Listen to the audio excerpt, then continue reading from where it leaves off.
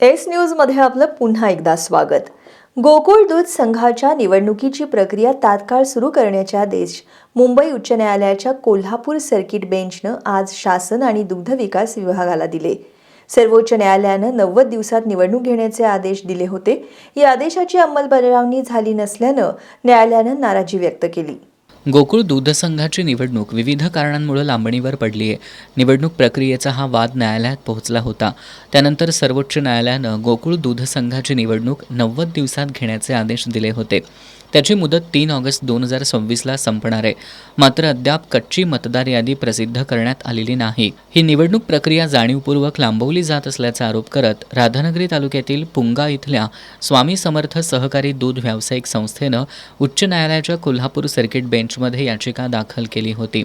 या याचिकेवर आज न्यायमूर्ती मिलिंद जाधव आणि न्यायमूर्ती नंदेश देशपांडे यांच्या खंडपीठासमोर सुनावणी झाली।